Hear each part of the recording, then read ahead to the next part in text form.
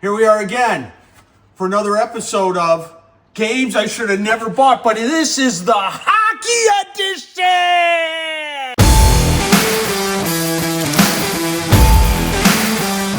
Today at the Ann Arbor VFW Pinball Museum, we're talking about the 1968 Chicago Coin Hockey Champ. Now this game was restored, that is, somebody repainted it and put new stickers on it, and this top glass was a reproduction from bgresto.com. I'm sure it needed the glass because I've never seen one of these games with a good version of this glass. It's a two-player game. You cannot play this one player. There's no way to play it one player. Ball serves out of here, and you get 3 periods. Goes anywhere from 2 minutes to 5 minutes. I think this one's set to 3 minutes. Also, this moves the flippers or the players on the left side. So if you press this button, these two guys will propel the ball. And if you press this button, these two guys will propel the ball. Also, with the press of this button, the goalie flips like that. And a press of this button, the goalie flips like that. So admittedly, if it was more of a pinball machine, these buttons would probably be out here. But this makes it really interesting to play. And a lot of times I'll see people where the ball will come rolling down here and they'll press the wrong button. Instead of pressing this button, they'll press that one and then they'll yell at themselves. But that's just part of the game. Keeps score right here on our last game. The red team got 3 goals and the blue team got 2 goals. The game came in a couple different varieties. It came small button, which is what this game is. This is the most common display of this game. It also came large button, where your player or flipper buttons were here and here. And it also came with a joystick type device, kind of like a Galaga joystick that went like this to shoot left and then rotated it off to shoot right. The guy that I got this game from, like I said, he repainted the cabinet. He also repainted the guys, and he put heat shrink tubing around their sticks, which was a really good idea because they get beat up. Some other cute facts about the game is it uses dinette style legs, which is a total pain in the keister because I can't get a pin cart underneath it. And the game weighs a bloody ton. This is a hard game to move because of its weight. And the dinette legs make it really difficult to set up opposed to having regular pinball legs. I mean, it would be nice if they just put pinball legs on those corners, but for some reason they chose to use the dinette legs. Under the hood of this guy, both lockdown bars come off, and then the plate field lifts up conveniently for easy servicing.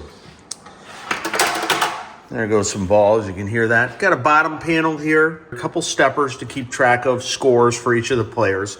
The score only goes to 10, so even if you get more than 10, it's not going to score it. Now, this is definitely a pinball machine, though. Flipper mechs that control 2 players at one time. This reminds me of the control mechanisms used on some of the early Gottlieb wood rails after World War II. You know, the 6-flipper games where they had one coil control multiple flippers. And these are definitely flipper mechs if you look. There is no doubt about it. Now, these are not flipper coils because they are impulse coils. There's no hold on them. They're just single wound. This is the goalie mechanism, how he shoots left and right and uses this spring as a centering apparatus. And then it's got switches on both sides. Now that's for one team, and then of course the other team is exactly the same. You have a motor over here that actually controls whether it shoots the ball through this hole or this hole, because when we have the playfield down, there's two holes. It alternates back and forth where it sends the ball. Because this center red line, the playfield has an arch. So it arches back like, down here towards the goalie and down here towards this goalie. So when the ball comes out of either hole, it is by nature going to slide one way or the other. So the game automatically moves the ball from one side to the other as goals are scored. When you score a goal, there's a red light here and here that goes off. It's like a large, like 89 flasher, but a 6-volt version. I think it's an 81 bulb.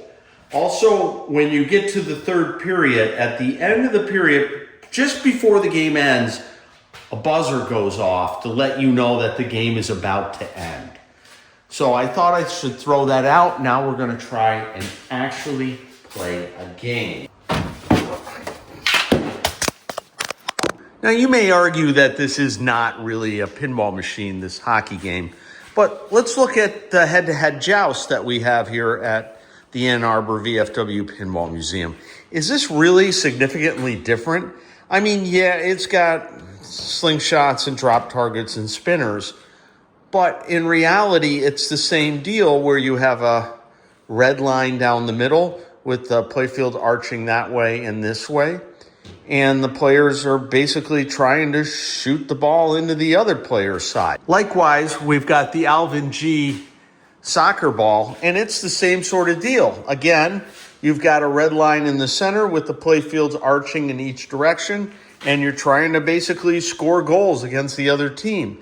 This is just even more advanced than the joust. That's more advanced than this game. So really, this is is this the first head-to-head pinball machine? There's an argument for that. Show us what you got. All right, I'm gonna try a game playing by myself, which this game is really not designed for. So let's give it a whirl and see if I can play myself right hand versus left hand. Oh, this ought to be fun. All right, here we go. I can do this. I know I can. Oh, hey, look at that. Oh! He shoots, he scores! Come on back. I got this.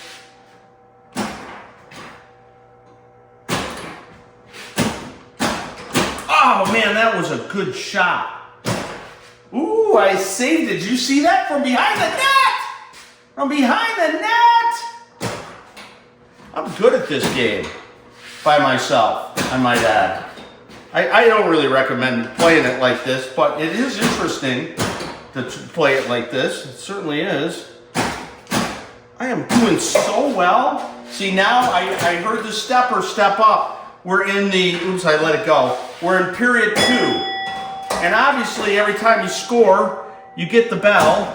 And I don't know if you can see it or not, but a red light, when the ball drains here, I'll let it drain right here, you'll see a red light go off.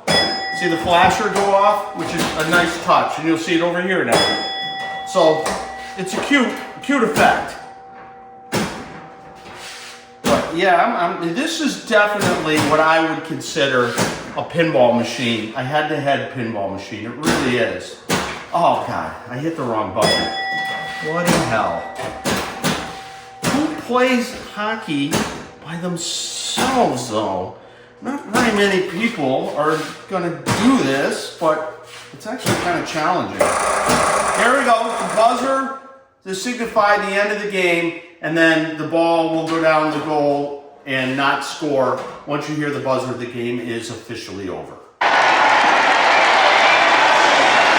Now, of all the hockey games that they've come out with from goalie during the 1940s on up, I consider this to be one of the better versions of this. For one, it's not just two goalies that are constantly moving around and you can change the direction, they're motorized.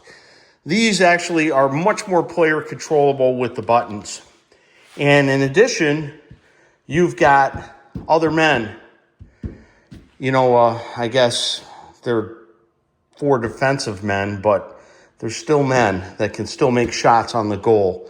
And I find this to be a much more interesting variant of a hockey game, all the way up until 1983 when ice came out with their Czechs hockey. That one is maybe competes with this one, but this is something really unique. I don't know what's about this game, but it is really, to me, it's a lot more fun than the Czechs. Well, I hope you enjoyed our video on the 1968 Chicago Coin Hockey Champ, which you can play at the upcoming Ann Arbor VFW Pinball Show. You won't find this game anywhere else to play at any other pinball show. So take advantage of the VFW and come to our show in October and in May so you can play games like this. Oh, come on. Oh, Jesus. Nipples as hard as little rocks.